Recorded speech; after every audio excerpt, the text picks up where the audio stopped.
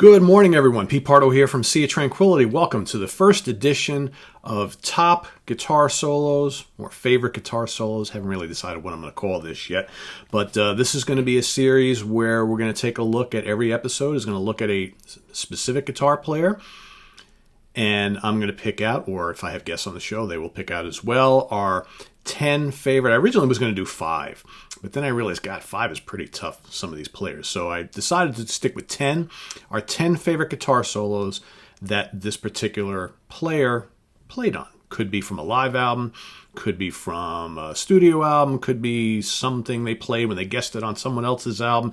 Could, if it's a player that's been in many bands, or maybe a studio musician, it could fall across anything they've ever done. So that blows it wide open, right? Can pick just about anything. So, of course, for the inaugural episode, I had to choose my man, Mr. Blackmore, my favorite player of all time. Little did I anticipate that this would be like really, really tough, really difficult. So, I think I'm pretty happy with my list, but you know what? I love this guy so much. Especially love all the classic stuff that he worked on. If you ask me a month from now, I might change this list a little bit. But I think for now, I got some iconic stuff on here that I love a lot. Solos that I absolutely adore from him. So let's get started, why don't we? So I'm going to start from my number 10, work my way to number 1. My number 10 is from the Down to Earth album. The song is called Eyes of the World. And it's a pretty explosive solo from Mr. Blackmore, and what I love about his playing is that he throws in, at times he throws in some bluesy licks, at times he throws in lots of classical stuff, right? Speedy runs, slow runs, he uses slide occasionally, the fast tremolo picks, the whammy bar, all sorts of stuff that it just comes out of nowhere. And I love this solo because it's like, it's an extended solo. I love when he does the extended solos, and it just kind of shows all the different facets of his playing. So that's coming at number 10 for me. Coming in at number 9, could even rank higher, Catch the Rainbow from the On Stage album. Now here, again, it's another one of those extended solos. You got Dio singing a little bit, a little phrasing in the background, and Ritchie is just using like wah-wah, and I think he's using a phaser or a flanger or something like that, and it's got this really cool sound. It just builds and builds and builds in intensity. It's just absolutely mind-blowing, and it just goes on and on and on, and it never gets boring. Just a savage solo housed within a very beautiful song. Number 9. Number 8, speaking of savage, I'm going to go to the Straight Between the Eyes album for a song called, I almost picked another song. There were a couple from this album that I wanted to choose because there's some really good ones on this album. But I decided to go with the kickoff track, Death Alley Driver. Again,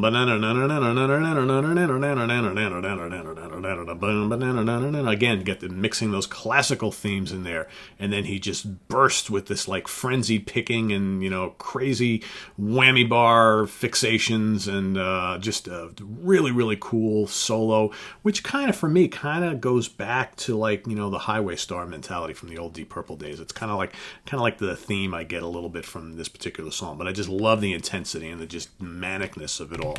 Awesome stuff. All right, next up, we're going to go to the Live in Paris live album from 1975, which is Ritchie's last performance with the band, okay, for the Gypsy. Again, more frenzied tremolo pick mayhem with Coverdale and Hughes wailing in the background. It's just so much great soloing on this song, on this particular live album, and it's one of my favorite Deep Purple songs anyway. But I just absolutely love this performance, and man, Ritchie is just like from the recordings from this album, and the Made in Europe album was actually a lot of those recordings were taken from that last weekend of dates that the band played in Paris and in Graz. So yeah, you get a lot of the Made in Europe stuff came from this album. Fantastic. How weird is it that Ritchie saved some of his best playing for the final couple of gigs that he played with Deep Purple at the time? Yeah, he was just totally disillusioned, ready to move on and do the Rainbow thing, but yet he was just absolutely incredible during this whole string of dates. So yeah, Gypsy, tell me Gypsy,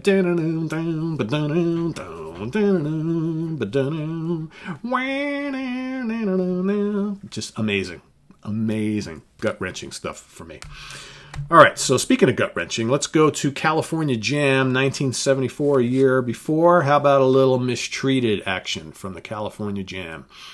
Man, in front of all those hundreds of thousands of people, right? Ritchie just put in a terrific performance here. Okay, this, of course, is the first tour with Coverdale, with Glenn Hughes, and Ritchie's just absolutely killing it. And this is, again, the more bluesy side of his playing. But it's just great how, in this lineup, the Mark III lineup of Deep Purple, how Ritchie's guitar just paired so well with the dual vocal attack of Coverdale and Hughes. So he's there, just searing notes, while Hughes and Coverdale kind of blasting away over the top. Just amazing, amazing stuff. There's a lot of great performances of Mistreated out there. On the Burn album, it's fantastic. The Rainbow on Stage album, it's fantastic. You got also, Live in London. I mean, there's so many great performances of Burn, but man, there's something that's so explosive about the California Jam one that I just absolutely love. All right, number 5. We're going to gotta have Stargazer on here, right? It's mystical, it's weaving, it's, again, those tremolo bursts, it's just like, Ritchie's like machine gun attack. One of the things that I got when I first started playing guitar like a million years ago that I got from Blackmore specifically is that fast tremolo pick. Okay, from the right hand. Okay, it's just I just used to emulate Ritchie doing those just machine gun bursts, and it's just like man, nobody does it like him. Nobody does it like him. Stargazer's so epic. The solo is epic. Like I said, it's just got this mystical quality. It's just kind of like shooting fireworks. Just amazing, amazing stuff, and it's melodic at the same time. All right. Let's go to Long Live Rock and Roll, the album that followed that last album. Okay, Rainbow, Gates of Babylon. Talk about mystical, talk about classical, man. What a mysterious, just otherworldly solo using classical and Middle Eastern themes. And there's just nobody like Blackmore back in the day. He was such a unique character, such a unique player. Whether you love him or hate him, from a personality standpoint, I should say, that the guy was an original. Nobody played lead solos like this guy.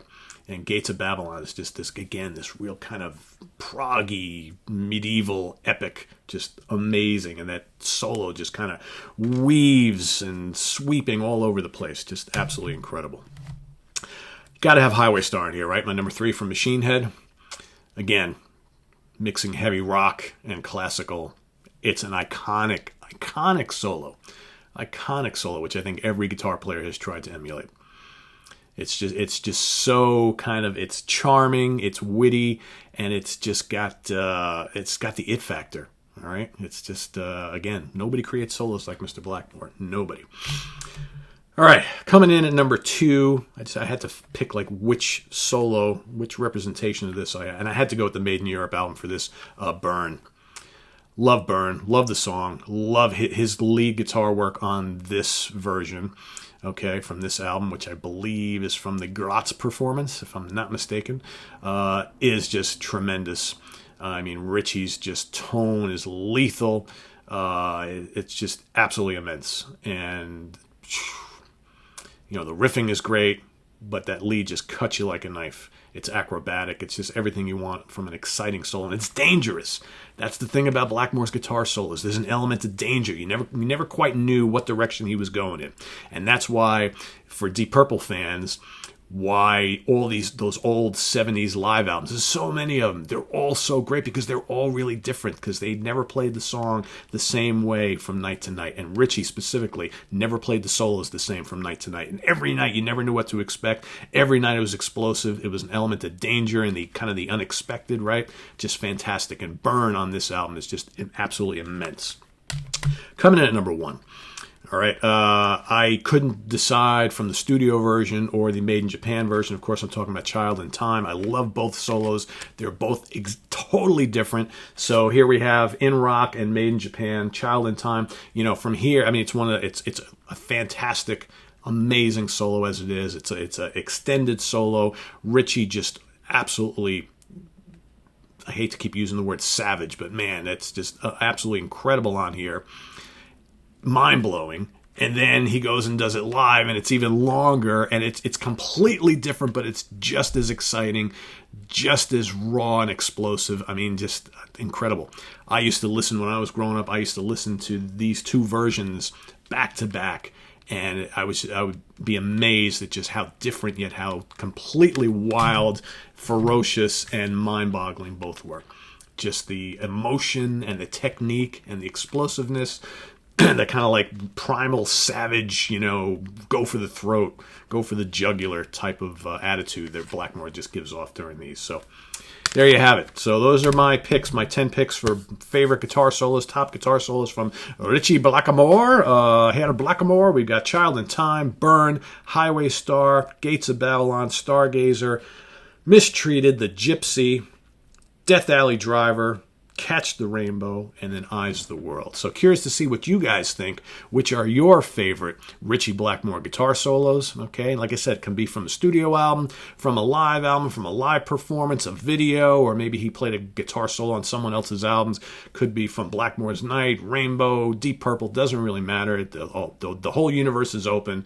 It's all about Blackmore in this episode. We got more coming up. So these are going to be regular shows on the channel for as long as we can do them, because quite frankly, I like a million guitar players, and we're going to try and cover as many of them as we can. So stay tuned. Catch us on the web at www.seatranquility.org. We're on Facebook, we're on Twitter. Of course, we're here on YouTube all the damn time. Stay tuned. There's more Deep Purple action coming right up. Martin Popoff coming on the show for iconic band lineups, and you guessed it, Deep Purple. See you soon. Bye-bye.